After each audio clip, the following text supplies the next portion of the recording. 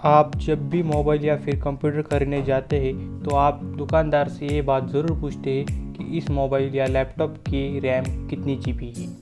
लेकिन कुछ लोगों को रैम का नाम सुने हुए हैं लेकिन उन्हें पता नहीं है कि रैम क्या होता है या फिर रैम क्या है और वो कैसे काम करता है, ये लोगों को पता नहीं है। तो आइए जानते हैं इस वीडियो में रैम क्या है और रैम के कितने प्रकार होते हैं। रैम का पूरा नाम आपको पता ही होगा, जो कि रैंडम एक्सेस मेमोरी होता है, जो कि एक सुपर फास्ट और हाई स्पीड स्टोरेज होता है। इसे आप कंप्यूटर की शॉर्ट मेमोरी भी कह सकते हैं। इसे कंप्यूटरिंग के फंडामेंटल एलिमेंट्स से एक माना जाता है। रैम को मेन मेमोरी और प्राथमिक मेमोरी भी कहा जाता है।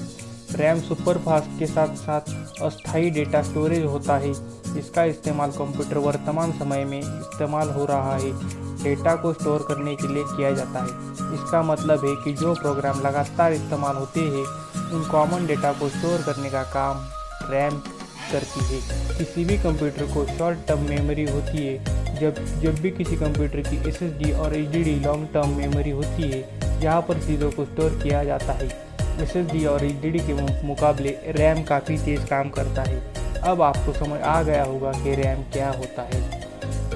रैम का full form random access memory होता है। रैम आपको अलाउ करता है आप एक टाइम में एक साथ कई सारे प्रोग्राम अच्छी खासी स्पीड से कर सके।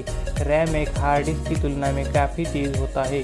हार्ड डिस्क से कम 50 से 100 गुना तेज़ गति में ये कार्य करता है। इसका स्पीड पूरी तरह से निर्भर करता है सिस्टम के हार्डवेयर टाइप और टास्क पर। इसके गति के कारण रैम को उपयोग सूचनाओं को तुरंत प्रोसेस करने के लिए किया जाता है। जब आप किसी भी स्पेसिफिक कार्य को पूरा करना चाहते हैं तो computer operating system hard disk से डेटा को रैम में लोड करवाता है प्रोसेस करने के लिए। मान लीजिए कि एक्सेल शीट पर कोई काम चाहते हैं तो आप कंप्यूटर रैम में एप्लीकेशन लोड करवाते हैं। अगर आप पहले से ही सेव किसी एक्सेल फाइल को ओपन करना चाहते हैं तो आपके हार्ड डिस्क में स्टोर है, तो जब आप उसे ओपन करते हैं तो उस काम करने के लिए ऑपरेटिंग सिस्टम उस जानकारी को रैम में कॉपी कर लेता है। आप एक्सेल में के साथ काम कर सकते हैं। ज़्यादातर परिस्थिति में कंप्यूटर बहुत जल्दी जवाब दे देता है क्योंकि उसकी रैम तेज़ होती है। जब आपका काम पूरा हो जाता है तो वो आपके एक्सेल में सेव करवाता है और आपका डेटा आपके हार्ड डिस्क या किसी भी लॉन्ग टर्म मेमोरी में सेव हो जाता है। अगर आप अपनी फाइल्स को सेव करना भूल जाते हैं और अगर बिजली चली जाती है और आपका सिस्टम बंद हो जाता है तो आपका फाइल सेव नहीं हो पाता है।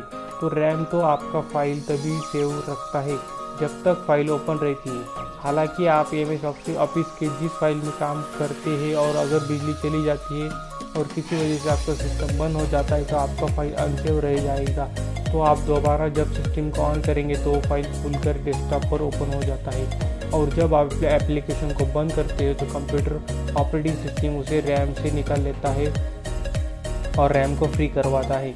अब जानते हैं कि रैम के कितने प्रकार होते हैं।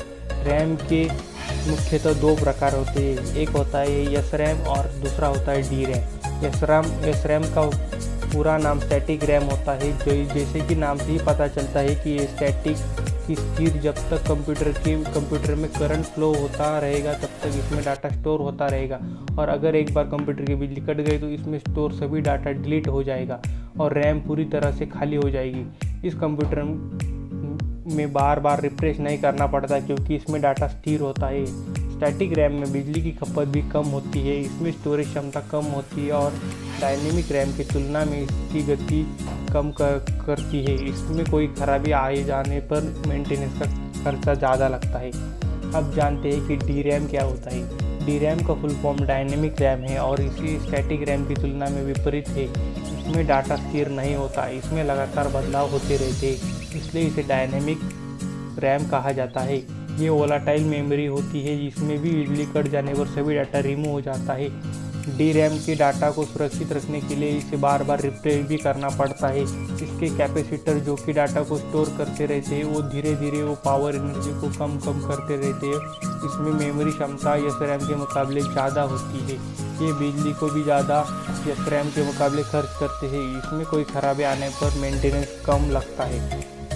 तो आज के वीडियो में हमने जाना कि रैम क्या होते हैं और उसके कितने प्रकार होते हैं। अगर आपको वीडियो ज़रा सा भी पसंद आता है तो वीडियो को लाइक, चैनल को सब्सक्राइब करना मत भूलना और कमेंट सेक्शन में ज़रूर बताना कि आपको वीडियो कैसे लगा। मिलते हैं नेक्स्ट वीडियो में, तब तक के लिए बाय, टेक केयर।